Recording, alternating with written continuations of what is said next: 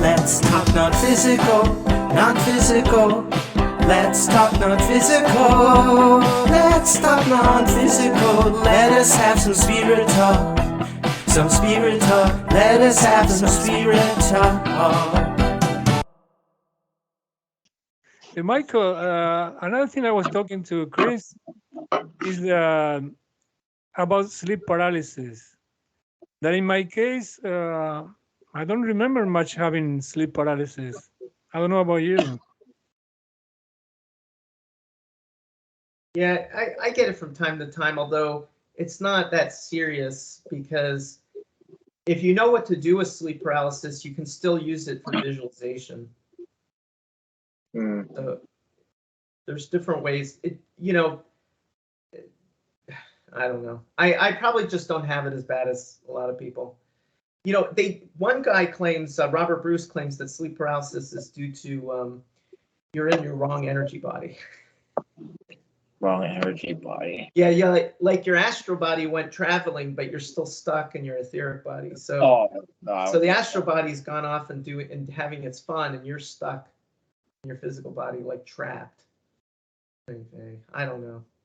Yeah, I don't know. For me, that's why I wanted to have a kind of one-on-one with you, Michael, first, because so you can know my story, so you can kind of even maybe give me answers, right? But from my experience of the sleep paralysis, it's always when the spirit is there or the dark entity is there.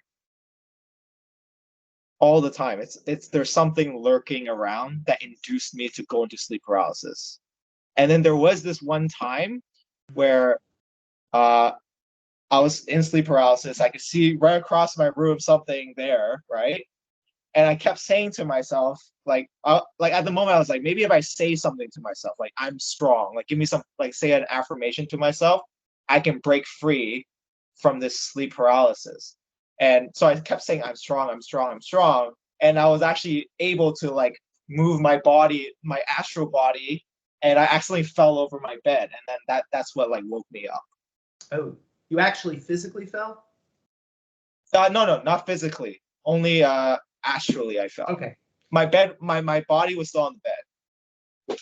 So I haven't seen too many dark entities in my experiences. I'm wondering if this entity is just out of phase, like it's out of frequency and so it looks dark to you, but it's just at a different frequency level.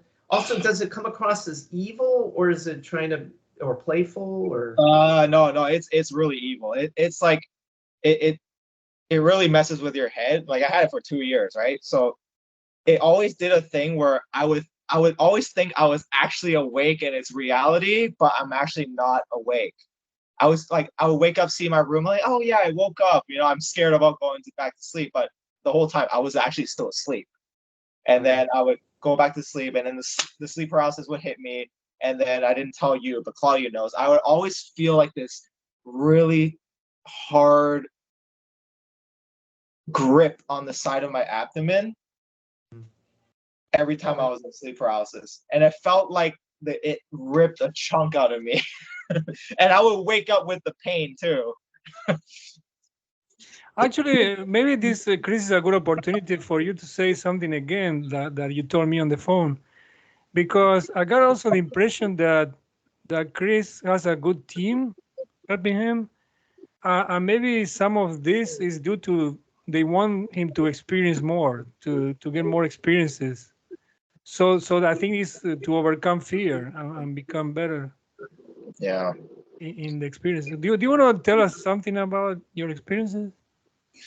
I mean, sure. I think it's mostly for Michael because he doesn't know. But so basically, long story short, was really into religion like everyone else, mainly Christianity. Got pretty interested, zealous about it. Start doing the things that they tell you to do in the Bible, preaching and all that. Did that. Went to Mexico and did a little bit more of that for some reason. And then when I went back to my hotel room, that was the first time I started having the sleep paralysis, seeing the demon faces, having all the nightmares. And the two most prominent one was the first one where I would go through sleep paralysis and I would see, I don't know if you've heard of, Michael, the Oni demon. No? So the Oni demon is basically like this, apparently this Japanese demon that I've never even heard about before, right? And literally every time I would go to sleep, I would have a bad dream, like I would get hit by a car, hit by a bat, something bad happened to me, and that would wake me up. I would be in the void, and when I wake up and see the void, I see this demon in front of me, and it's super clear. I could hear it, I could see it, and its eyes were glowing, its skin was red, it had dark jet black hair, it had huge canine teeth that are also black and also two horns, and it was growling at me like a dog. And at that point, I was like, I'm gonna die today. I don't know what this thing is gonna do to me, but I think I'm gonna die. But I don't know, somehow it just went away. And that's where I'm like, maybe it was like that, like Claudio said, like it might be my spiritual team that allowed that to happen to help me overcome fear, which is, to me, I'm like, if they cared about me, they wouldn't let that happen to me in the first place. You know, my life would be pretty peaceful. But I don't know. Yeah, the reason I told you what I told you is that, think about this. Why didn't that apparently monster chase you? I mean, Chase it me? was, yeah. Why didn't it chase you? No, Why no, it go I was close? like, I was on the bed. I couldn't move, and I could No, see this thing. I know, but you were like out of body, right? Oh yeah, like I was in the void. In the void, But right? So you were not aware of any physical things, right? Were you aware of your breath, for example? no, it was just this thing in front of me. So you That's didn't it. hear anything from the physical, nothing from the physical. No, nothing. Okay, so you were basically this. Let's suppose it was a bad entity. You were both in the non-physical. Yeah, we were both in non-physical. This So was that means it could have chased you there. I mean, I had entities like that chase me in the past. yeah. You told me. So Yeah. that's why I'm saying this, because I've been chased by those apparent demons a lot of times in dreams, astral, being in the astral. I Yeah. was chased by monsters and stuff like that several times, and even with humans, let's say. Yeah. But the So crazy thing is, this thing hurt me physically. It hurt in the astral world, and it hurt physically too when I woke up. Like I feel the pain. So I don't know if there's any explanation for that. I personally don't know. Like all I see is from a human perspective is that was a but for negative example, entity. this is good for you to ask you: did that entity show an action before you felt the pain? No, it was literally I had a bad dream. It woke me up, but I was seeing with my third eye, right? And immediately I would see this thing in front of me, and it just seemed very threatening, like it wanted to kill me. Like that's its whole goal, to kill me. I know, but what is the relation with the pain in the side? I mean, I don't know. I honestly I well, don't know. that's what I'm trying to say. I mean, I'm suspicious that the entity didn't actually do any bad action towards you, but since you were having a strong fear at that moment, maybe that fear brought something that happened to you in a previous life or in the past. That's why I ask you if you had an accident in this life, because Maybe. it's also possible that you had an injury from a previous life on that area. And what happened is that Maybe. the entity made you remember that previous life experience, and then you felt the pain because you were remembering that pain from a previous life.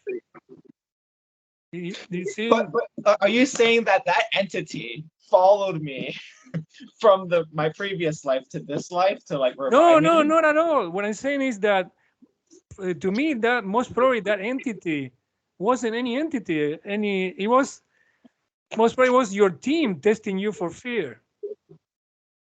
But because the entity didn't do any action to you, it just scared you. You were scared by it, but the entity didn't actually jump on you or anything like that. And I've been jumped in the past with entities. Hmm. I don't know I about mean, you, Mike, but I mean that entity was already on top of me. That's the thing. Yeah, but what about their actions? You don't tell me any real actions. I mean, Didn't that lead to the pain in the abdomen or no? It led to the pain in the abdomen after That that. is an action. That is a real. It's not deadly, but it certainly is enough that you feel it. Yeah. well, it's still the possibility. I agree, but So my my thought process is, there still could be some unresolved things going on with you. I think and I also think, like Claudio, that in a way, yes, it's sort of like a wake up call for your team. Like this was sort of like you need to wake up, stop preaching Christianity, and start connecting with your spiritual self, and you need to work on this particular energy that is harming you. Now, there's a few possibilities. Now, are you still getting bothered by this entity, like even today? No, gone. Because Okay. like what I did was, I read online that if you burn was it sage, like it will clear the space, and that's what I did, and it just stopped after that. Now, are you still able to? Are you still having? But you still have the gift though of being able to do out of body travel or whatever it is you're doing, or it's gone down. I think it's gone down. Like I said, like the spirit induced it, so it kind of opened me up to more of the spirit world, right? Which caused me to get into it easier, right? But now it's a little bit more dense. There's a buffer now. It doesn't happen as often. Even if I set my intention, sometimes it'll work, but sometimes I'll just fall asleep.